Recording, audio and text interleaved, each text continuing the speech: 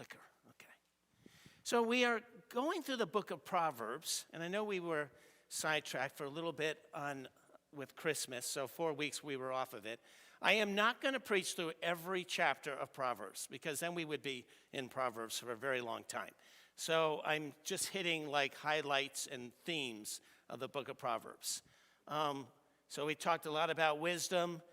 We are going to talk about finances.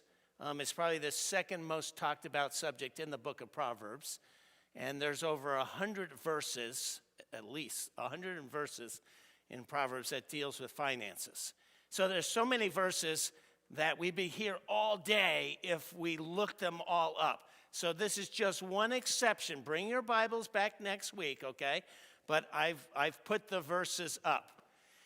I've decided, and I've never done this before, to give you like I saw 12 different themes. I wrote down all 100 verses, and I was kind of categorizing them, and so I came up with 12 themes, questions about finances.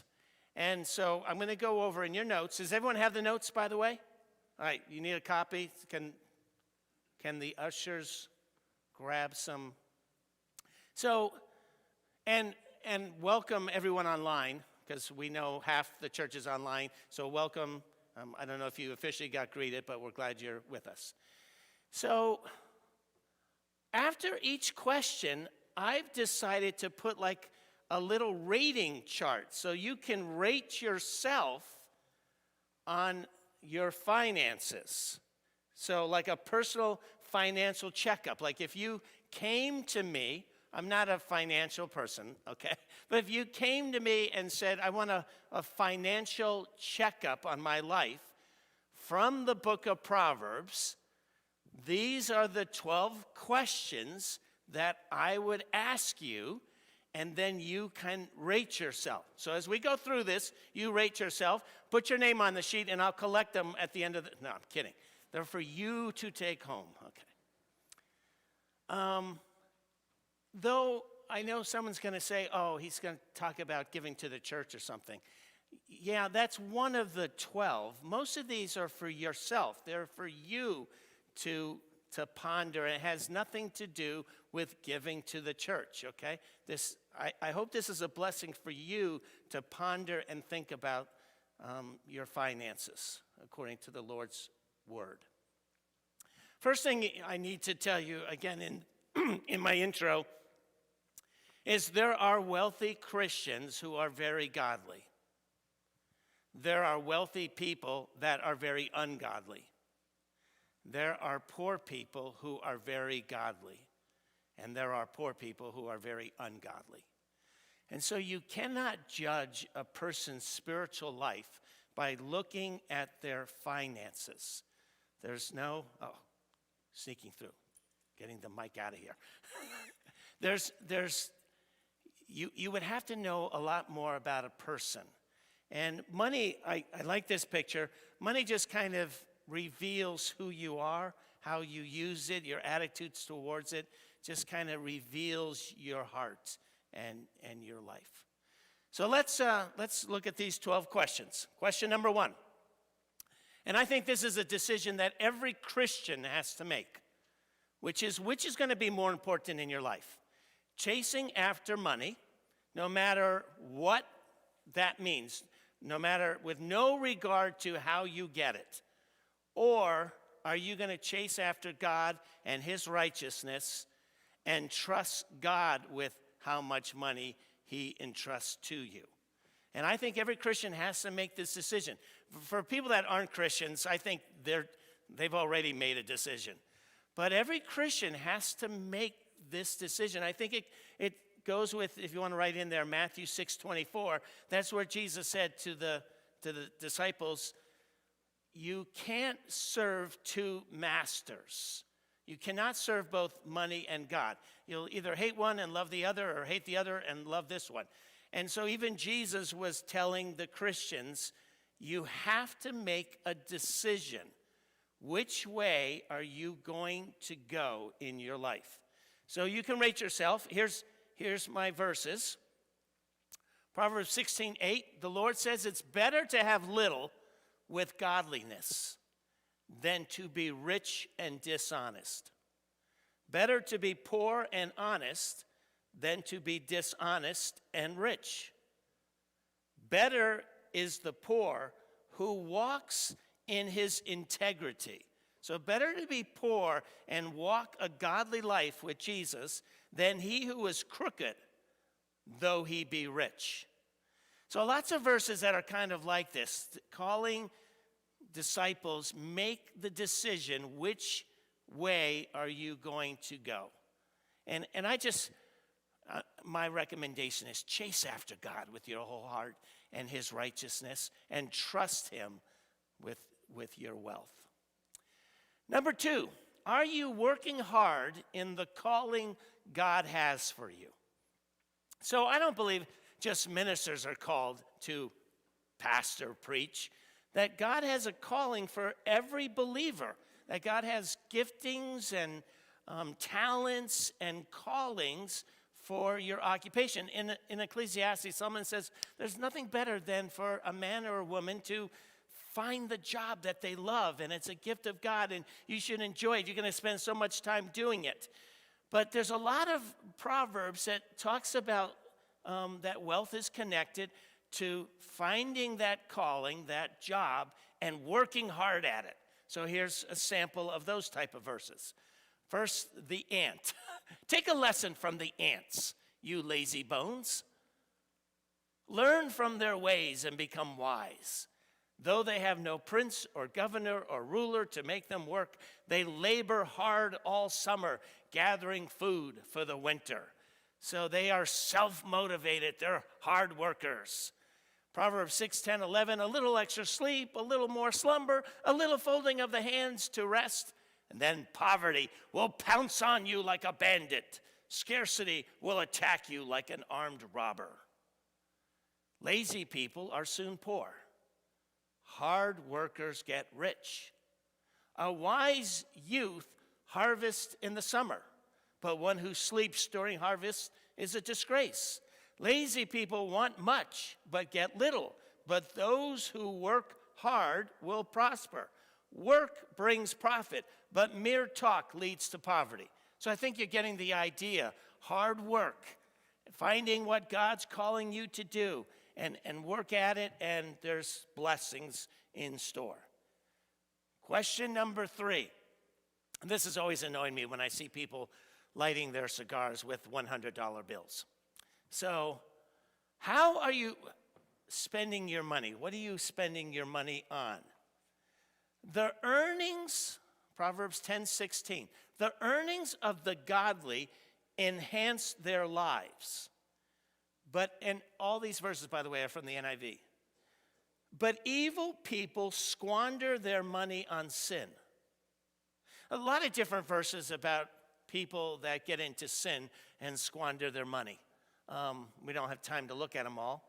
But I like this. The earnings of the godly enhance their lives. So godly people use finances to improve their lives, their family, their spouse, their kids, their community, their church, their nation, and to the world. So they use finances not in a sinful way, but to enhance living for themselves and for others and for God. The wise, this is kind of like savings. The wise store up choice food and olive oil. That kind of represented some wealth. But fools gulp theirs down. Like they just use it all up right away. They spend everything they have. Which kind of leads me to the next one, which is, are you saving money consistently in your life? And the verse that I like here is, dishonest money dwindles away. There's all kinds of verses that if you choose to go after money no matter what, and you will compromise and break commandments of God in order to get that money, in the end you lose it anyway. But whoever gathers money little by little makes it grow. So save little by little. If I could tell every 18-year-old, Chesna, 18, save 10% of your money. Start when you're 18, and just for the rest of your life, until you retire, save 10% of your money, just little by little. Start when you're young, then you'll get used to it. You won't even miss it, and it will grow, and you will do well. Number 5, you guys are scoring yourself, right, how you're doing? Number 5, are you avoiding debt as much as possible? Are you avoiding debt as much as possible? The rich rules over the poor, and the borrower is a slave of the lender. The more debt you get into, the more you feel enslaved and trapped and bound. Debt is people who borrow against their future selves for immediate gratification. And I found this fascinating in the first service. So I don't have time to talk about the car. I want to talk about the refrigerator. And I asked, how many have a refrigerator like that old antique refrigerator in your home? Raise your hand. That's incredible. Half the first service did. And no one in this service does. So, wow, that is interesting. So let me give you my story of 2 Christians, Christian A and Christian B. They both love the Lord, okay? And they both want a refrigerator with a water and ice dispenser in the door. How many of you have a water ice dispenser in the door of your refrigerator? Okay, how many of you don't? That's incredible. How can you guys live? I said to this is funny. I said, my wife comes to me after the first service, and she goes, you know why we had a refrigerator with water and ice in the door? And I'm like, because I like ice? And she goes, no, because we had 6 kids. And the 6 kids would go in the refrigerator so often to get water or ice that the food would get too warm. So we got it to keep the kids out of the refrigerator. But anyway, and I vaguely do remember that. That was a good excuse to buy a refrigerator. So 2 Christians want to buy a refrigerator. They want the refrigerator with the water in the door. And so Christian A goes into Lowe's, and there's the refrigerator, $1,000 and they got to get it right now. They don't have the money, but Lowe's has an easy payment, 22% credit card program, and easy to sign up, and they buy that $1,000 refrigerator, and over the next 5 years they do pay it off, and it only costs $2,000. Okay, so you with me so far? Now Christian B decides that they want that refrigerator, but they're going to wait. They'll live with this one for another 3 years. And so they put in a couple $100 aside each year. They put in the stock market. I know you could put in the bank at 0.00001%, but they put in the stock market. And over 3 years, they've saved up $500, but in the stock market, it's grown to $700. And because they're very patient, and didn't buy on the spur of the moment, they're waiting for that refrigerator to go on sale. Oh yeah, the first Christian got on sale. That's the 10% low sale that they always have. And so that's why they got it for $1,000 instead of $1,100. But then Lowe's has the 30%, the 40% end of the year model sale. So now that refrigerator is $700. They only save $500. It grew to $700 and now they buy it for, well, how much money? They buy it on sale for $700. But how much money did Christian A spend for the refrigerator? $2,000. And how much money did Christian B actually save? $500.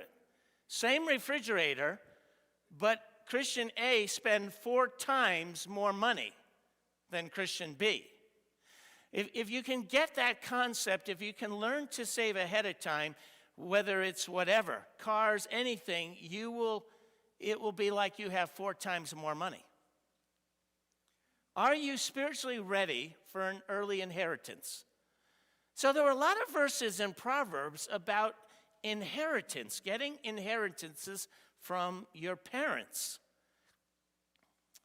And an inheritance, and listen, I just thought this was interesting. An inheritance obtained too early in life is not a blessing in the end.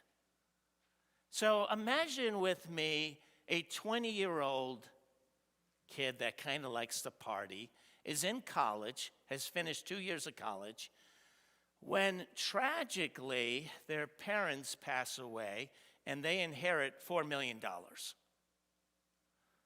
blessing or a curse? So this 20-year-old likes to party. First of all, and they now inherit $4 million. Do you think they're going to finish college? Are you kidding? They're not going to go on to college now. They could have become a great lawyer, a great business person, a great pastor, a great, whatever. But when you get $4 million at 20 years old, you're not doing college. And they like to party. Oh, by the way, they're going to go through that money really fast. Even older people who win the lottery. I have this book. I got it at some bookstore, but it's the true stories of people that win the lottery. And you know that like 80 to 90% of them lose the money. They get millions and they lose it within a few years. Not only are they stupid with how they invest their money and spend the money, but they have lots of other people that help them to lose their money for them, that come and help them. So now this kid is like ruined. He got this inheritance. It ruined the career path he should have been on. It messes up his life. It's like this is not a blessing. Now, so it's like that inheritance should only come when you have matured enough, because it ruins a lot of people. I thought this is a verse that's not necessarily about finances. It's on inheritance. I just thought this was humorous. Mothers can give their sons and daughters an inheritance of houses and wealth, but only the Lord can give an understanding wife or husband. So I just thought this was neat.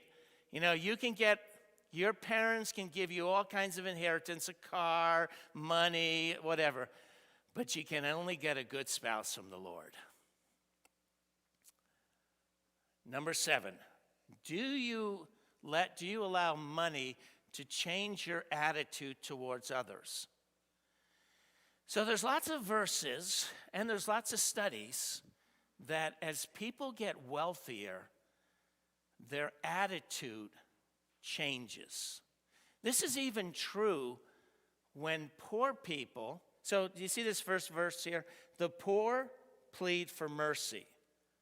The rich answer with insults, or the rich answer with arrogance.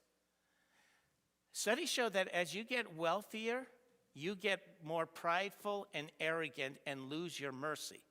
Even poor people that are poor one day and win the lottery the next day, so they literally was just poor last week, but now they win the lottery, suddenly they feel that they are smarter and better and more prideful than poor people and have lack of mercy, even though that's what they were just a week ago, and nothing has actually changed, but the money itself goes to their head, and now they're arrogant and they lose the mercy they had the week before. Rich people may think they are wise, but a poor person with discernment can see right through them.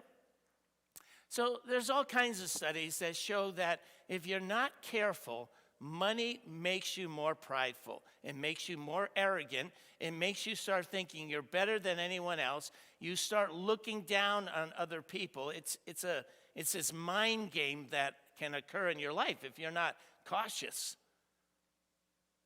Number 8, are you practicing life balance between work and family and leisure?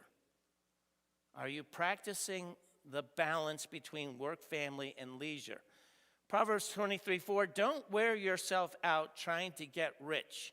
Be wise enough to know when to quit. And I had a conversation in between the first service and this service with a young lady who's working a job, and she's like working every day. She has no time for herself or anything else, so we were having this whole discussion. I'm going to show you a study here that I thought was interesting, and I'll give you my thoughts and conclusions. In this study, they said people can be divided into 2 groups. This is people in the world in general. There are people that are focused on getting affluence, authority, they want to be the boss, fortune, money, power, prestige, reputation, status, and wealth. So these are the people that are very driven. They work hard. They're putting in 60, 70 hours a week. Everything is geared towards them moving up in their company, the business, their status, getting more money. Okay, so that's the first group. And then the other group is focused on attachment, belonging, closeness, community, cooperation, family, harmony, and relationships. And the study shows that people tend to lean one way or another.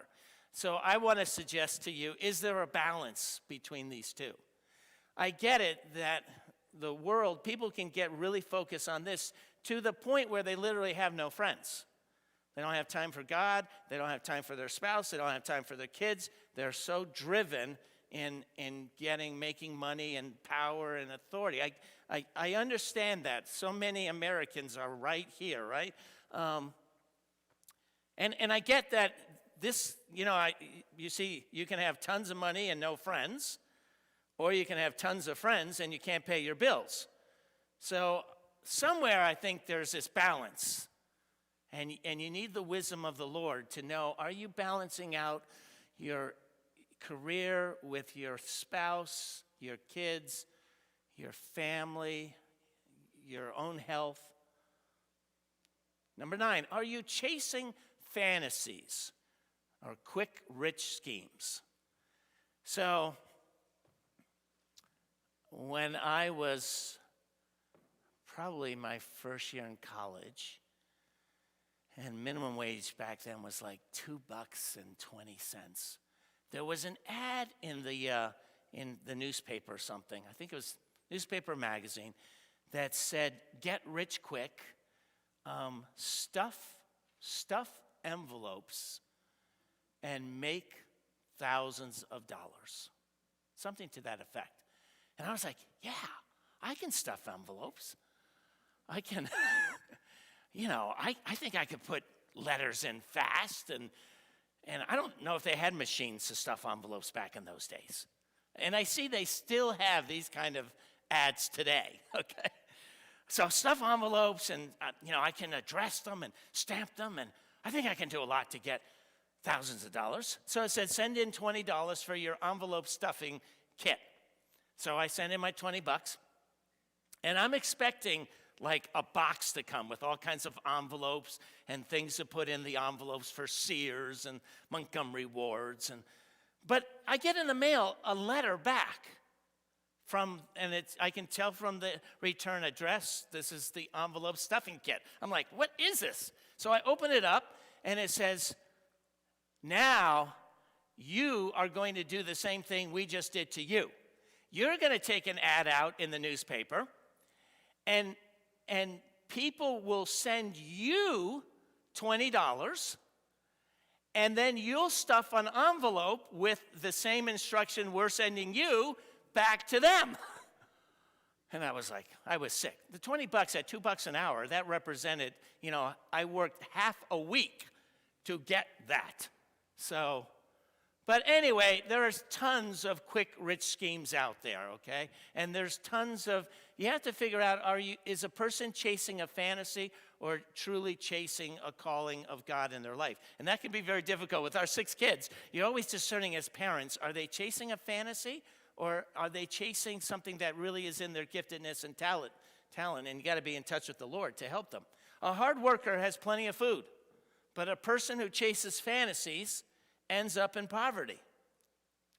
The trustworthy person will get a rich reward, but a person who wants quick riches will get into trouble. Greedy people try to get rich quick, but don't realize they're headed for poverty. A hard worker has plenty of food, but a person who chases fantasies has no sense. So lots of verses about this discerning. Are you just greedy? Are you trying to get rich quick? Are you chasing fantasies? They all lead to trouble.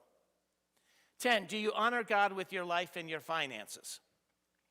So this is just the one section about giving to the Lord. Proverbs 3:9-10, honor the Lord with your wealth, with the first fruits of all your crops.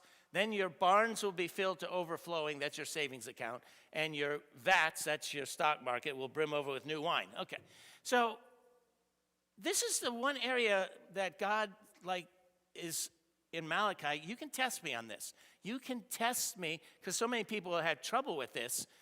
I was probably a Christian 3 or 4 years before I was like, okay, I'm going to trust you, God. You said to test you to find out if I start tithing, will you bless and give more back? So I can personally tell you as a testimony, his word is true. That promise is true. But every Christian has to kind of come to that point themselves. Are you going to honor God and trust him to bless you back? Number 11, do you help the poor out with your wealth? A ton of verses about this. A ton. Maybe the most verses dealing with finances is our attitude towards the poor. So let me give you a few verses here. Do not withhold good from those who deserve it when it's in your power to help them. It is a sin to belittle one's neighbor. Blessed are those who help the poor. So it literally is a sin. When you talk down about the poor or you're judging their life because they're poor, that's a sin, okay? It's not just you're sinning. Blessed are those who help the poor. If you help the poor, you are lending to the Lord, and he will repay you. Blessed are those who are generous, because they feed the poor. Whoever gives to the poor will lack nothing, but those who close their eyes to poverty will be cursed. That's just a little sampling. So it's why I like missions, the mission side of giving. On your envelopes, you have giving to the local church, and then we have giving to missions. When I give to missions with the Alliance, that is my way of helping the poor. Now, let me just explain why that is. I personally don't know a lot of poor people. I don't. I happen to live in one of the wealthiest communities, not only in the United States, but in the world. The people that live around me, we all live in, I think the average home in the Mars Cranberry area is 400,000. So I live in an area of very well-to-do people. And so I don't run into poor people. I don't see them. I don't know them. But through giving to missions, and this is what I love about this church. So 2 years ago, we gave almost $300,000 to missions, which represented like 20 to 30% of our budget, which I love. Last year, you gave $200,000. So we noticed financially, my treasurer's bill, don't have a heart attack. But the giving was the same in our church last year during COVID. But I noticed that $100,000 was redirected from missions to local church.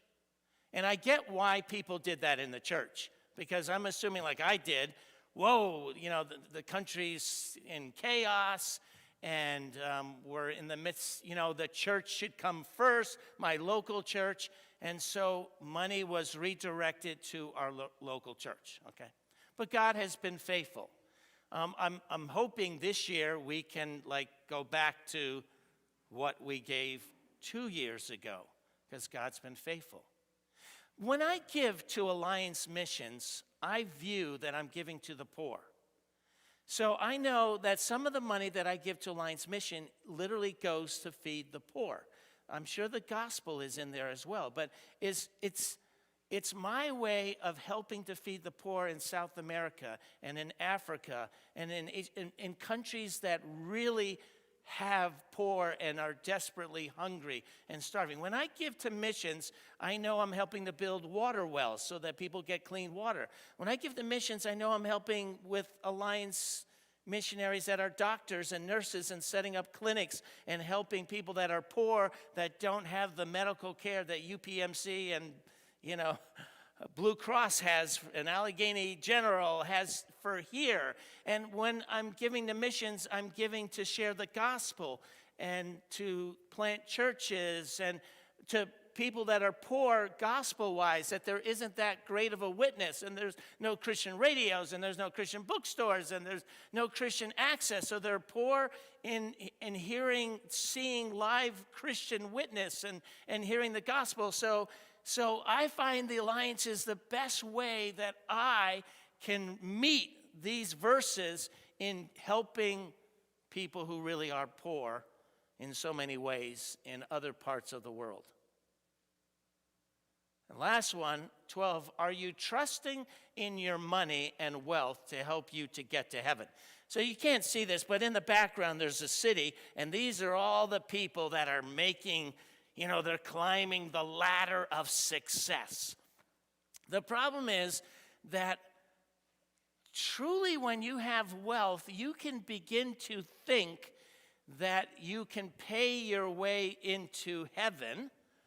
In fact, there are churches that even give that kind of impression that you can pay your way out of hell or purgatory by money, as if God's impressed and you can, if you have lots of money, it means God's blessing is on you, and of course he's going to take you to heaven because you deserve it. You've worked hard for it.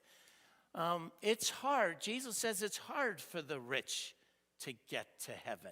It's hard for the rich to humble themselves and admit, I'm a sinner. I need a Savior. Robin and I have pastored churches in rich areas and in poor areas. In the Mon Valley, where we planted our first church, they were very poor. The average price of a house down there is $30,000. But though they were poor, I have to tell you, they were very open to spiritual things. They were very open to God. But up in this area, people are very private and prideful, and it's more difficult to penetrate the walls of wealth that they've put around themselves. So here's some verses. Trust in your money, and down you go. But the godly flourish like leaves in spring. Riches, look at this.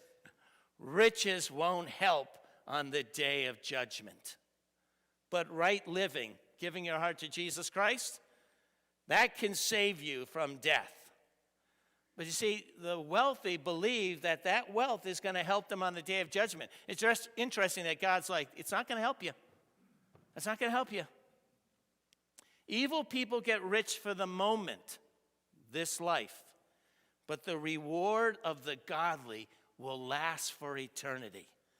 That's where our main savings is. It's in heaven. It goes on for all eternity. But rich people are only going to be rich for 80, 90 years down here. It's kind of sad. A rich man's wealth is his strong city and like a high wall in his own imagination. So people that are wealthy think they're protected from everything, including hell. But it's a wall in their own imagination that isn't going to protect them. My final thought for you. So there's a guy, his name's Agar. We don't know anything about him, who wrote Proverbs 30. And he has this little prayer to God. And this is so profound. This is this is tough. This is really tough. So he says, "Oh God, I beg two favors from you. Let me have them before I die. The first thing, God, is help me never to tell a lie." Ooh, doesn't that get you? Never tell a lie. God, help me never to tell a lie. Doesn't that convict you? The average person lies countless times every day. So, what a prayer. God, help me not to lie. Number 2, give me neither poverty nor riches. Give me just enough to satisfy my needs. For if I grow rich, I may deny you. You get arrogant. You don't need God. You're just so wonderful. If I go rich, I may deny you and say, who is the Lord? But if I'm too poor, I may steal and thus insult God's holy name. I've actually prayed, not that exact prayer, but I've prayed this concerning churches. I notice that pastors of very large mega churches often feel they're beyond God's laws, and they get themselves into all kinds of trouble. They get very arrogant, they get very prideful, and then they wind up getting into trouble. So I have often prayed, and I notice pastors in little small churches get themselves into trouble because they're desperate and they're hurting.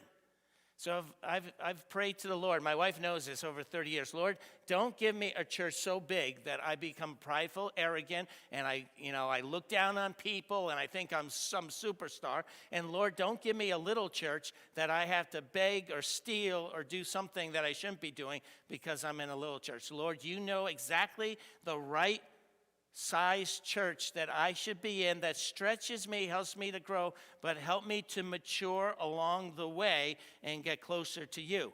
And in some sense, all of us should follow that in your own calling and career. Lord, I'm going to trust you that you just keep me right where I need to be so I don't, that I don't get so prideful and arrogant that I forget you, and I don't get so poor that I start breaking your commandments.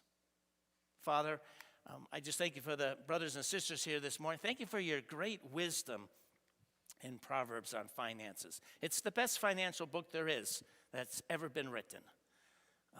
So, Lord, may we ponder these principles, and may we have an exciting, adventurous life as we follow you.